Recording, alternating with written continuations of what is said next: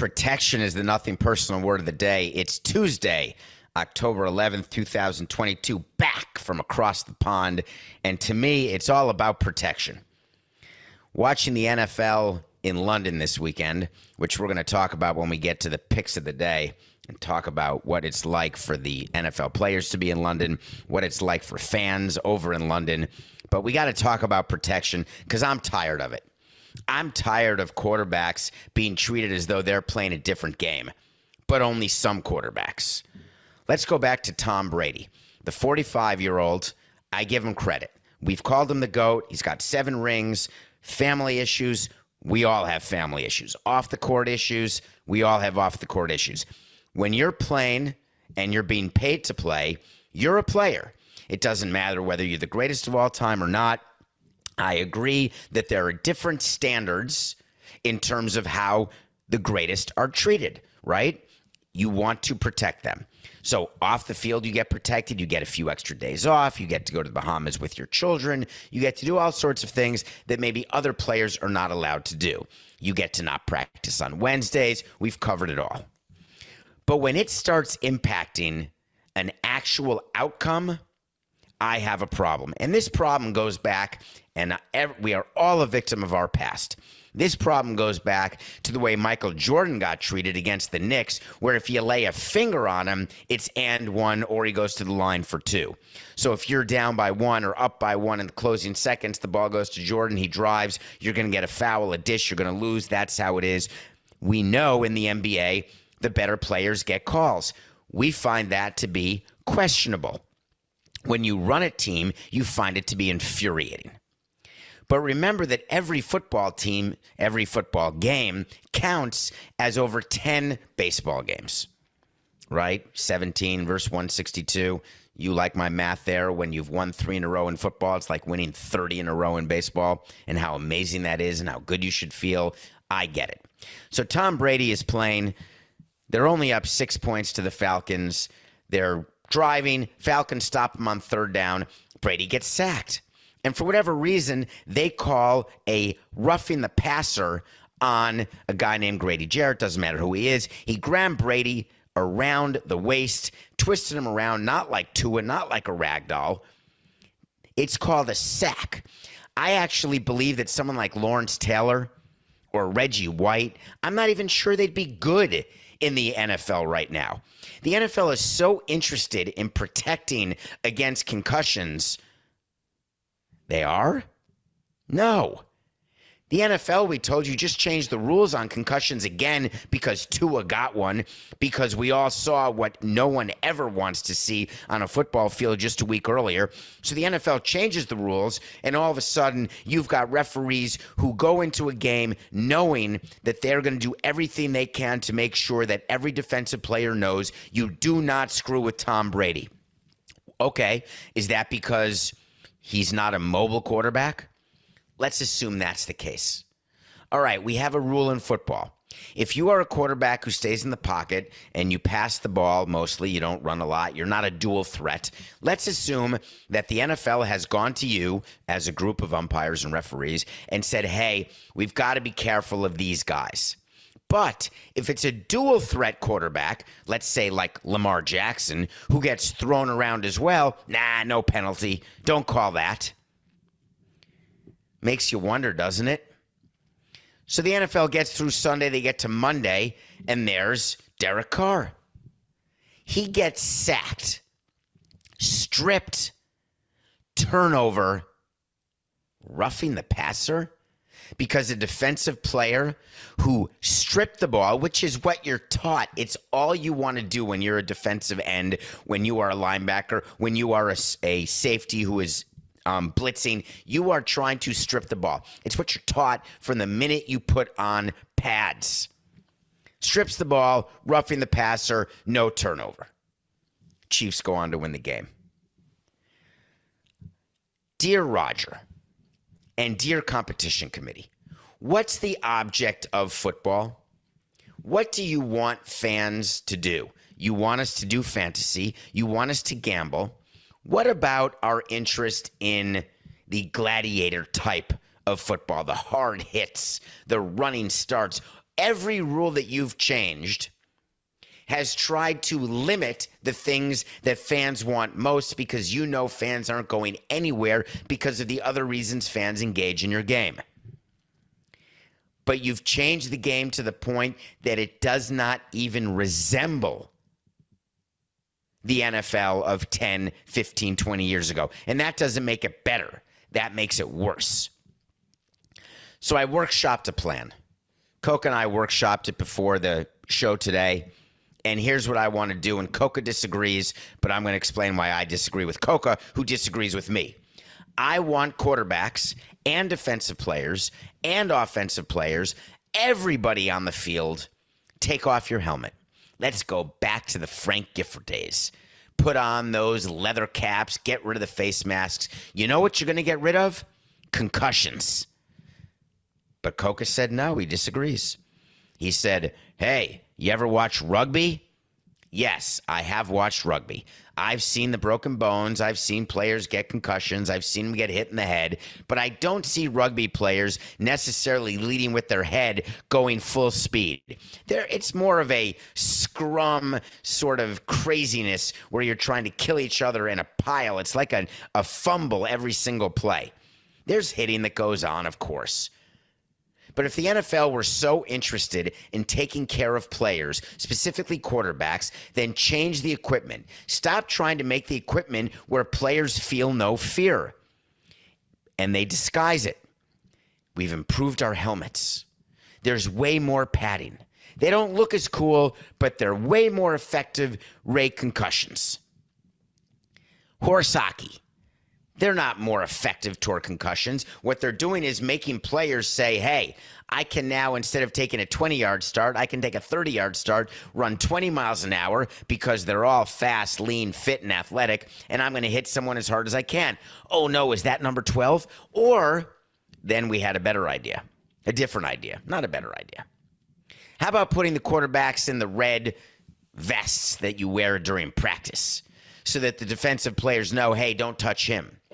How about putting flags on the quarterbacks? So it's tackle football for everyone, but flag football for the quarterback. So when you get to the quarterback, you pull the flag like you're 7, and that's it. The play ends. Or here's another idea. How about it's 13 against 11, where you have 2 extra people, like in Stratego, when you can surround the flag with bombs, but you can leave only one opening. Let's say that we can surround the quarterback with offensive linemen. Maybe it'll work, maybe it won't work. And there's sort of one area where the quarterback has a pocket to throw the ball where he could get hit. I think the competition committee should sit down and figure it out, because right now it is absolute travesty watching these games decided because they're so busy protecting players who, if you can't take a hit, don't play. If you don't want there to be hits, change the equipment, change the rules. But don't tell us as fans that you're calling it evenly. Find me one Ravens fan who thinks they're calling it evenly. Tom Brady, if you can't take a hit, go pick up your kids from school. We are now 5 games into the NFL season. Before you think that it's too soon to fire coaches, this is the equivalent of mid to late May in the baseball season. It's hard to believe because football just started, but that is where we are in the football season. And right around mid to late May, you're looking at your team and you're saying, ooh, we're not as good as we thought. We're exactly what we thought. We're better than we thought. Or you have owners who say, I should have done this during the offseason. I'm going to do it today. Matt Rhule, you are the next contestant on Nice Try. He got a huge deal from David Tepper, owner of the Carolina Panthers, to be their coach.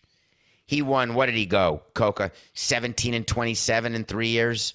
To 11-27, just 3 bad years. And he finally gets himself fired. And I was fine with him being fired. It doesn't matter. We thought he'd be fired.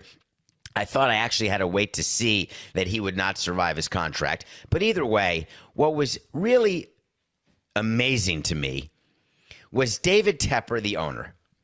David Tepper is the one, as you recall, go back to this segment. It's a good one. I don't know, Coca, whether people can search segments or not.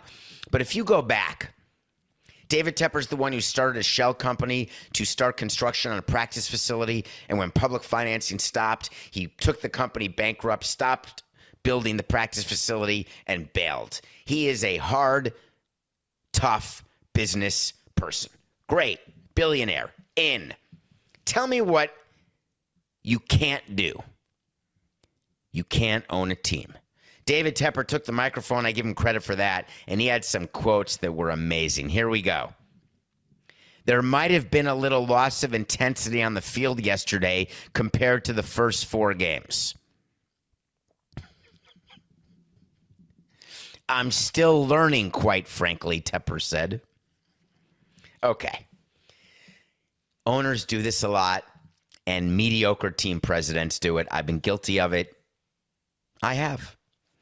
You watch a game and you say your team has no energy, the manager's lost the clubhouse, they're not playing with any focus, they're not playing with any urgency. And what really is happening is the opposing team's pitcher is better than your offense. Or in football, you're playing a team who's better because your team is not. But you can say, hey, we don't look intense out there. You can try to be as intense as you want. I picture this. If you're on Nothing Personal with David Samson YouTube channel, this is my version of intensity when I'm arm wrestling Joe Klecko. Here it is. Ready? Ooh, I'm intense. I haven't moved an inch because I'm getting crushed because I'm not as strong as Joe Klecko or Mark Gaston, or why I'm talking about the sack exchange. I have no idea where that came in my head right now. But just picture anyone I'm arm wrestling because my muscle mass is measured negative integers, not positive. So here I go. Oh, God, I'm intense. Oh, yes, I'm well coached. I'm playing for my coach. I love you, coach. I'm so good. Oh, I just lost. I could have been coached by Vince Lombardi. The Carolina Panthers could have been coached by Vince Lombardi, Dan Reeves, Tom Landry, Bill Belichick with Tom Brady, and they'd still stink. So he watches and says, this was a game where we didn't have intensity, so I'm going to fire the coach. Be better than that, Tepper. So what you do when you fire a coach midseason is you bring on another manager or another coach.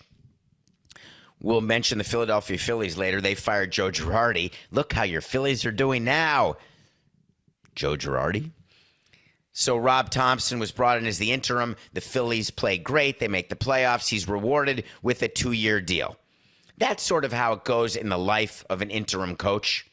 It's the unwritten, it's the unspoken. When we hire an interim coach or an interim manager, done that many times before, we don't sit with them and say, hey, just FYI, this is probably a temporary gig. Good luck. We say every time, listen, we take over. We believe in you. We want you to make changes that you think are in the best interest of the team, as long as they're changes that we tell you to do as the front office. We'll tell you exactly who to play and how to play them. But you go get them. Do it for the Bipper. So David Tepper gets up there, and poor Steve Wilkes. He gets brought in as the interim coach for a team that's not going to get better. It's not as though they're all of a sudden going to rebound and make the playoffs. And he said that he's not ruling out considering Steve Wilkes for the job if their on-field product improves. There's 12 games left, so it's like 120 MLB games, plenty of time. So he said during the press conference, he's in a position to be considered for that position. I had a talk with Steve. No promises were made. But if he does an incredible job, he has to be in consideration. OMG. One of the things that you learn when you're a leader is that it's really important to motivate the followers because you need them to keep following you.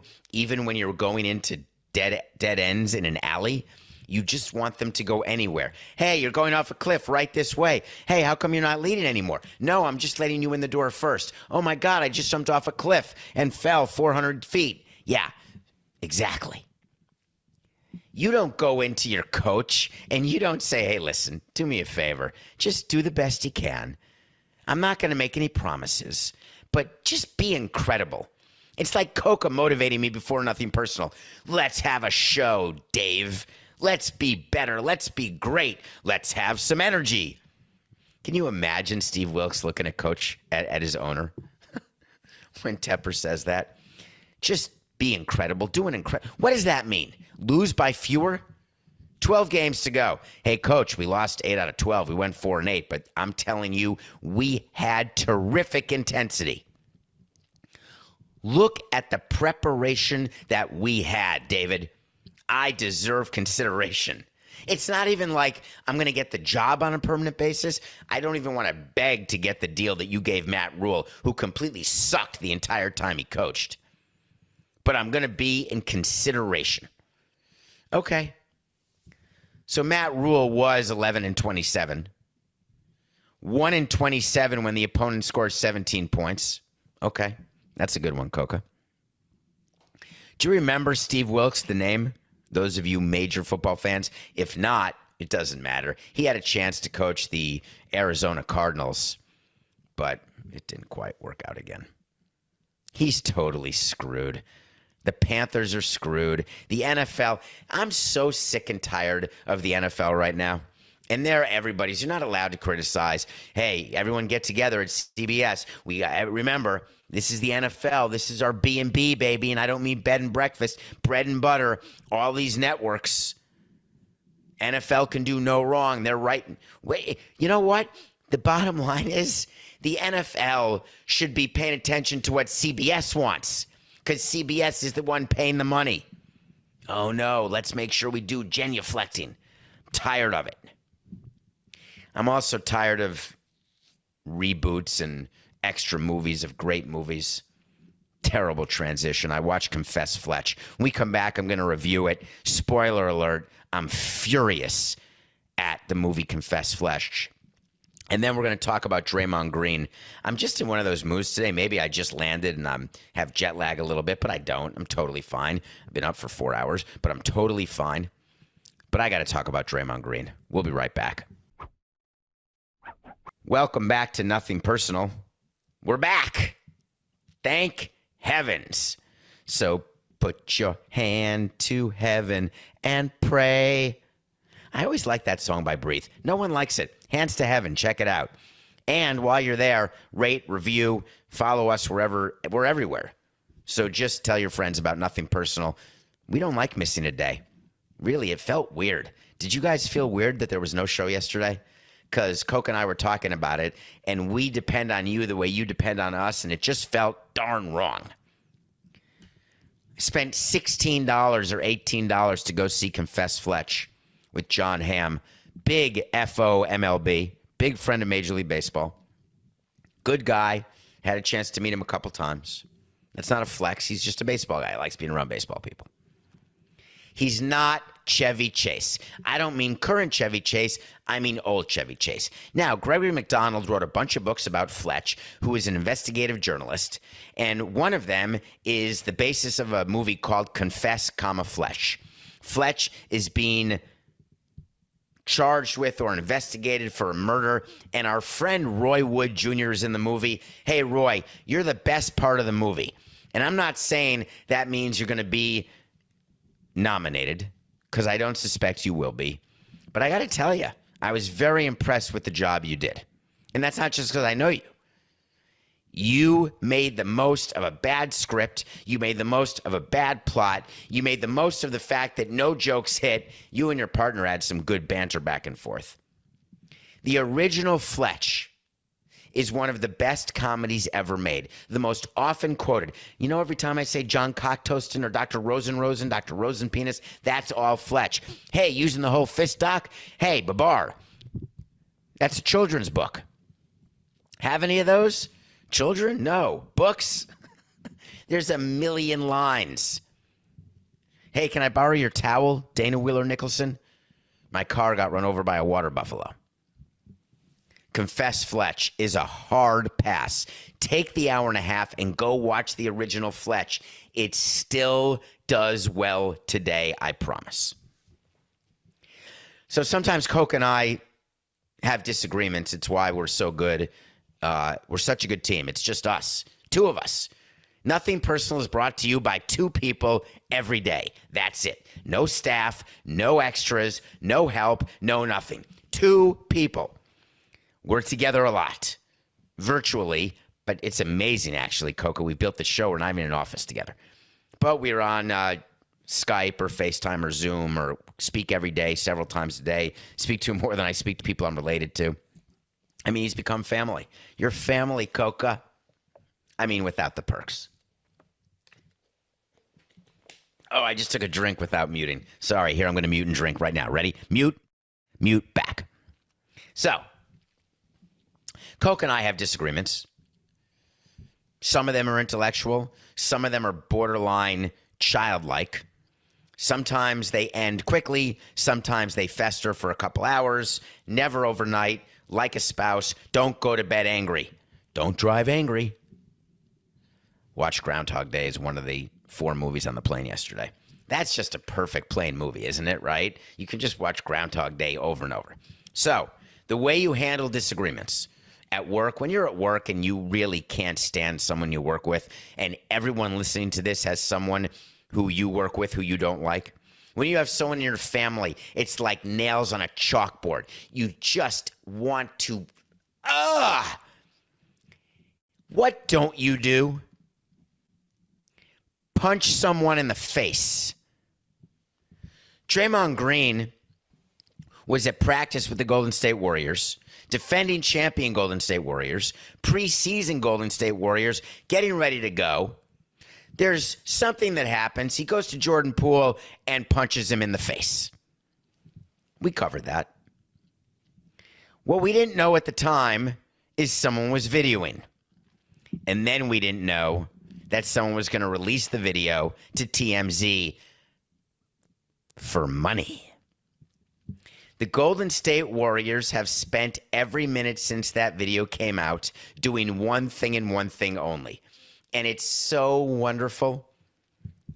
When you run a company, let's say you're the president of a company, and 2 of your employees get into a fist fight, and it gets posted.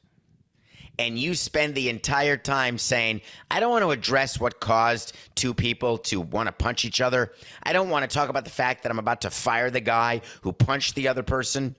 But I'm going to spend the lion's share of my time trying to figure out who leaked the video and who sold the video to TMZ. We're going to get bank records. We're going to get phone records. It's like me trying to find the leaks in our front office when we were doing trades or signings. We did a lot of stuff to find leaks.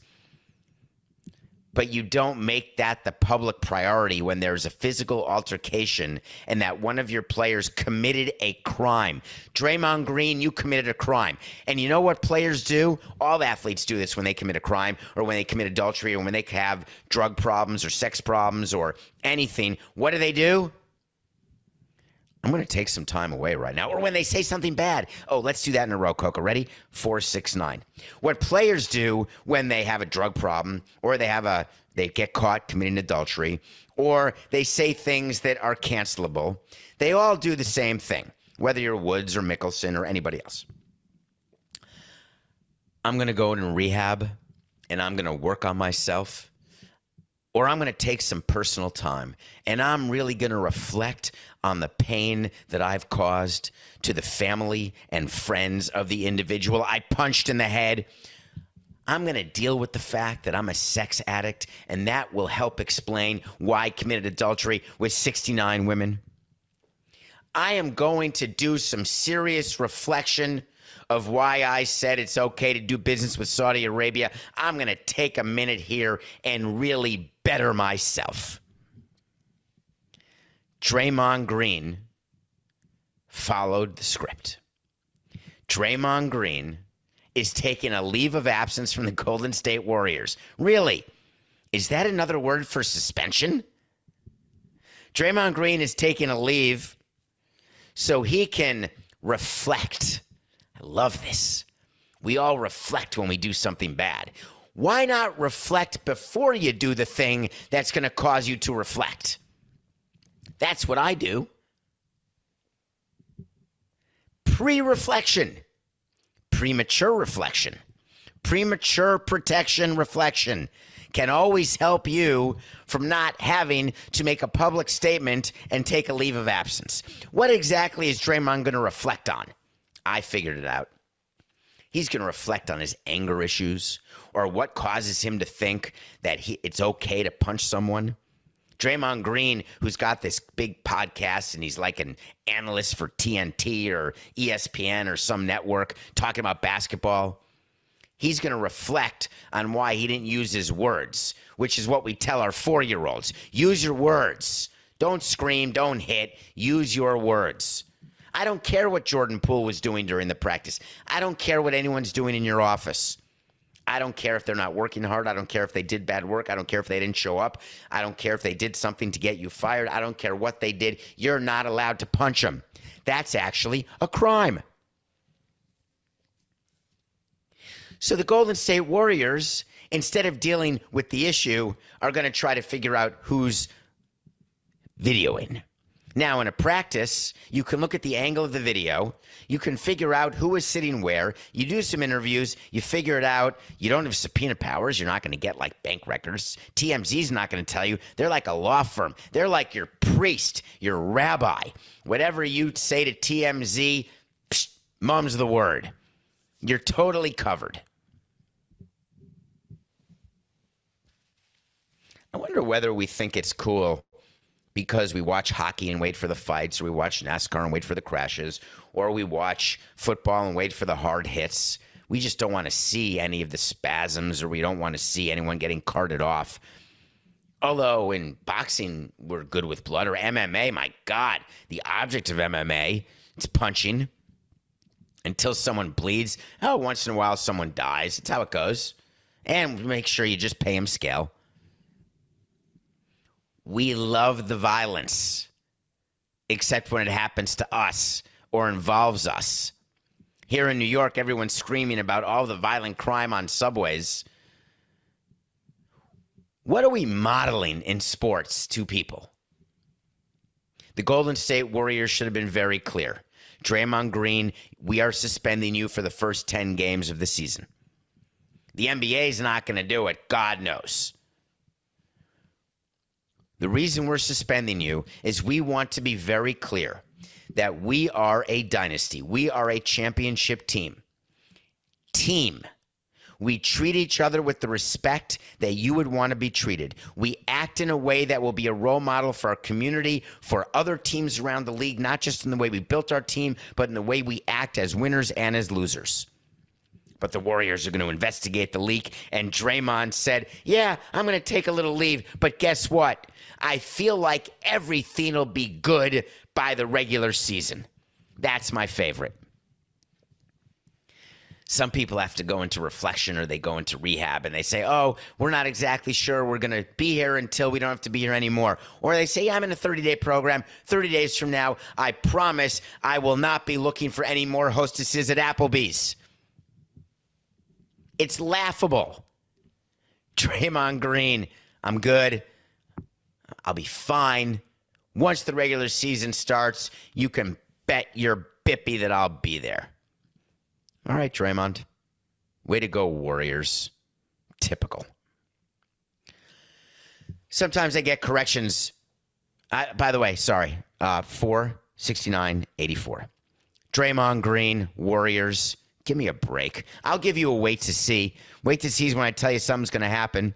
And if it does, I revisit it. If it doesn't, I'll revisit it because I don't want to be one of those gas bags. Draymond Green will play opening day. The Warriors will not suspend him.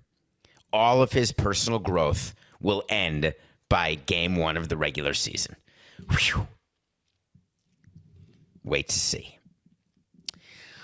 So we do this show, as you know, for veterans of Nothing Personal. As we approach coming up next week, I believe is the 3-year anniversary of this show. Every day of this show because of you all. But I make mistakes. I have no script. I have no prompter. I'm coming to you 45 minutes a day, every day, other than weekends and when I'm flying back from a place. But we do a lot of shows per year. I said something about expansion fees in the NBA, and one of you corrected me. And when I get corrections, because I do say things that are wrong, I'm going to teach you what's right because I want to educate you. Then you make your own decisions, whether it's politics or anything else. I thought that when the NBA expanded that those fees, that the players would benefit from the fees the owners get. I neglected to remember that expansion fees that owners will receive do not count as basketball-related income, and basketball-related income is how you calculate the salary cap in basketball. Therefore, when the NBA expands, when MLB expands, that is straight dans la poche de le gérant. Right into owners' pockets. Players won't get any of it. Thank you for that correction. One of the other wait to sees we can revisit. Remember, almost 2 weeks ago, Rob Thompson, I said he will not be retained if the Phillies miss the playoffs or they're eliminated in the first round. Well, they didn't miss the playoffs. They weren't eliminated in the first round, and he was retained. There you go. We are 116-90, nothing personal pick of the day. Not bad, 26 games over. I don't know if you remember, but we did a show on Thursday, and we told you the Colts +3 versus the Broncos was going to be a winner, and it was. A quick word to Bronco fans out there. Your quarterback won a Super Bowl when I was 20 years old. I'm slightly exaggerating. You guys put all your eggs in the Walmart cart, and the eggs are called Russell Wilson. You are ruining that day. You think that Pete Carroll is not a better football person than anyone with the Broncos right now? The Broncos stink. So I went to watch the Packers play the Giants in London. 80% Packer fans. All over London, there's people wearing Packer stuff.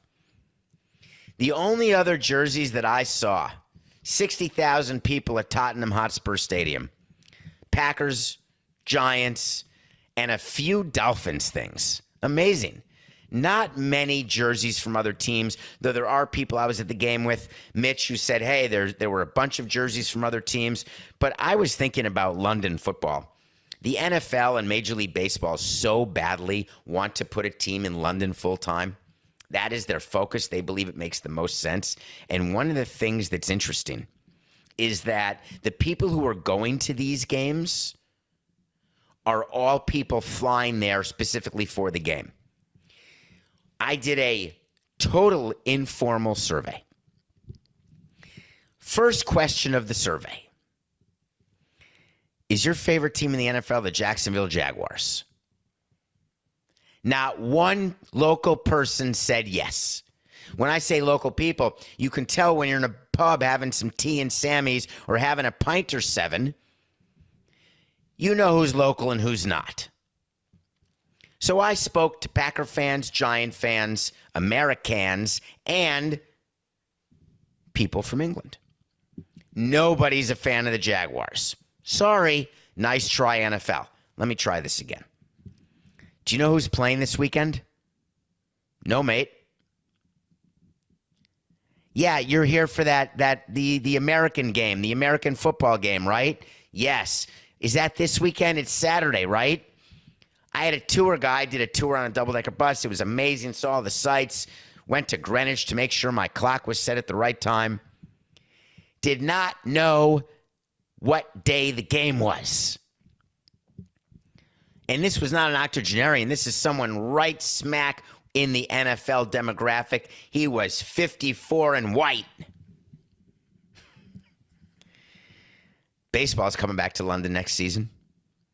Memo to all leagues. If you want to put a team in London, you better make sure that people are going to travel to see each game. 8 games, maybe. 80 games, no chance, toilet pants. Baseball in London will not work. Forget the time change. Forget the jet lag. Forget the time of flight. By the way, the flight from New York to London is 5 hours and 50 minutes going east, which is shorter than going west to California. Forget all that. Forget the traffic. There's traffic in every city. Forget the fact you have to look right, and if you look left, you're going to get run over by a double-decker going 60 clicks. Forget all that. There are no fan bases in London for either of these sports, period. The people who are working at Tottenham, working the game, security people. Spoke to them. Who's playing today? Sorry, I don't know. Well, do you see what people are wearing? I'm sorry, yeah, a lot of green we've seen, a lot of green. Didn't know it was Packers green. Hey, do you like football? Yes, of course. They meant soccer. Packers 8 over the Giants was a straight loser. I saw up close and personal how bad the Packers are.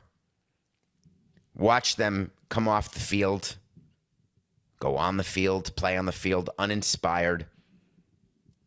Do you get it? Do you get the full circle from the show? You with me with what I just did as a fan? They looked listless. They looked uninspired. Wait, let me get back. What was the word that Tepper used? Tepper used a word. They lacked, there was a loss of intensity. I wonder if Matt LaFleur is going to get canned because the Packers had a lack of intensity in the second half. Packers minus over the Giants. That should count as 2 losses. 116-90. All right. It's MLB time. Do you know starting at 1:30 p.m. Central, we have a quadruple header? 1:30. Is it 1:30, 3:30, 7:30, 9:30 Eastern? Are those the time of the games, Coca? We have 4 series left. We have Dodgers, Padres, Mariners, Astros, Guardians, Yankees, and Phillies, Braves. On Friday, there was a show. Oh, it's 1 and 3:30. Thank you, Coca. 1, 3:30, 7:30, 9:30. Got it. So there was, yeah, you hit the control button, which is why it was a parenthetical. I got you. I got you covered. So Will Middlebrooks, thank you, Will. Shout out to you. We did a show previewing the wild card series that was released on Friday. I'd like to admit to all of you that I made 4 picks for the 4 wild card series, and I did not go 4 for 4. Nor did I go 3 for 4, nor did I go 2 for 4. Thank God I went 1 for 4. Not. I got all 4 wrong. I had the Blue Jays beating the Mariners. Negative. How did that work out? I had the Mets beating the Padres. Nope. Didn't happen. I had the Cardinals beating the Phillies. I guess, I don't know, was there testing? Was there not testing? I don't know what happened. All I know is, see you later. Cardinals are done. And then there was a 4 series, and I lost that too. And I just can't think of it off the top of my head. We had Mets, Padres. We had, I had the Rays beating the Guardians. That was the best chance for the Yankees to even be challenged in the division series. Although, don't sleep on the Guardians. But if you can't hit, right, is the hitting coach going to get fired for the Rays? The Rays don't work that way. I would have done that, right? If you lose a 2-game series and you lose 1-0 in 15 innings, you fire your hitting coach thinking that's the problem, not giving any credit to the pitching. Okay. So the Mets-Padres was the only series to go 3 games. Major League Baseball did this 2 out of 3 on the hope they'd get a bunch of game 3s. The networks wanted a bunch of game 3s because you want a winner-take-all game. And only 1 series was not a sweep. A 2-game sweep, but it's a sweep nonetheless. A mini sweep.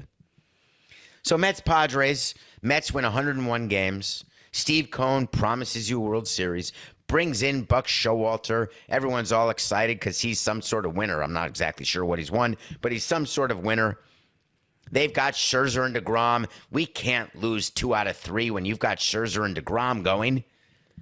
The Padres are overrated. Soto can't hit. They're pitching suspect. And the Mets lost 2 out of 3. In the middle of game 3, now, I watched each of the games. They were on between midnight and 1 a.m. to 3 to 4 a.m. in England.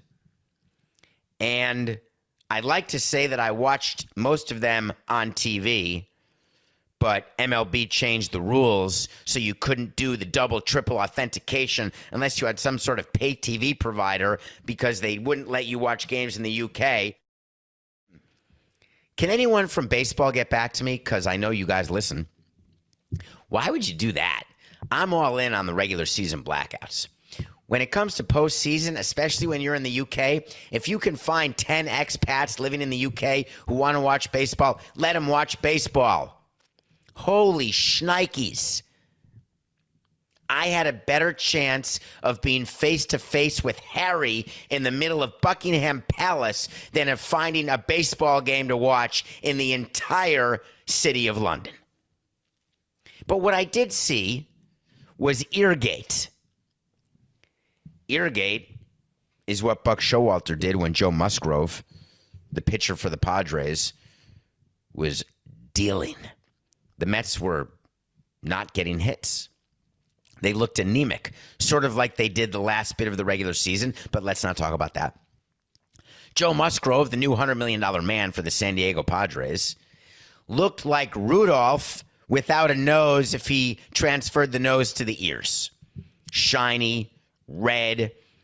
There's got to be sticky stuff on Joe Musgrove's ears. He's got to be doing something because we've got our analytics department, and instead of stealing signs, which you're not allowed to do, we now have the analytics department measuring what the opposing team's pitcher is doing just in case their spin rates are different, their velocity's different, and then we can get word down to the manager something is afoot or amiss. I can't remember which. Buck Showalter stops the game and has the umpires check Joe Musgrove's ears. So the umpires have to go and literally do a wet willy to Joe Musgrove because now, as you know, the rules have changed with sticky stuff. A, you're not allowed to have it. B, we're not really making you strip anymore because that was unsightly for baseball. So it's a joke. The umpires just see the pitcher coming off the mound. They hold hands like they're on a first date going to a terrible movie, not even a horror movie. They're going to like not even a romantic movie, like a Mission Impossible, which is not exactly a hand-holding movie. So you just sort of touch hands like when you're first trying to see if, hey, what's going to happen if I sort of lean over a little bit when I'm sitting next to someone who I'm out on a date with, and then the shoulders rub, or they pull away. Uh-oh, I definitely can't go for the hand. Or you do the little pinky next to each other, grab the other pinky, and then, ooh, that becomes a full integration of your hands, or it's another pull away. It's sort of like when you do the corner kiss on the lips, but just the corners, so you can say, oh, you turned too much. I meant to kiss you on the cheek. Or you turn a little extra more, and boom, you're going full Frenchie. So the umpires are just sort of trying the hands, nothing doing. But they went out to Joe Musgrove at the request of Buck Showalter because that is a rule. As an opposing team's manager, you are allowed to ask for anything. Frank Robinson, Hall of Famer, not erstwhile Hall of Famer, erstwhile live guy, every time the Nationals or Expos would play the Marlins, because they hated the Marlins, shocking, they would demand that our mound be measured at Pro Player Stadium. Every frickin' time they came, Frank Robinson would complain. They had to come out, measure the mound, and then I'd call up Joe Torre and say, if Frank Robinson does this one more time, I swear to God, you think we're moving the mound only when the Nationals come to town? And you think like it's impacting the way we're playing against them? But it's still a right they have. So, the internet went a little cray-cray. Everybody's criticizing Buck Showalter. I'm not. That's called gamesmanship. You do anything you can to disrupt. When you're in an elimination game and you're getting it shoved right up your keister, you want to do anything you can. It's like calling a timeout in basketball to try to stop a momentum swing. It's like calling a timeout to freeze the kicker in football. You're doing anything to disrupt the motion. We would tell our players when you're getting no hit or one hit or we're not hitting well, step out of the box. When we've told you we're going to do a lot of first pitch swinging, don't do first pitch swinging. So we'll change things up during the game. But we would call down to the manager and say, hey, something doesn't look right. That bat looks like it has too much pine tar. That pitcher looks like he's got too much sunscreen resin and everything else. What Buck Showalter did was fine. Didn't work, though, which is not a big deal. So now what do the Mets do? The Mets are licking their wounds, and they're figuring out what's next. We'll have time to talk about that maybe even tomorrow because Steve Cohen, he is not going to stop. I promise you that. But for all you Mets fans, You have been put out of your misery. For baseball fans, division series starts today, and we'll be back tomorrow. It's just business. This is nothing personal.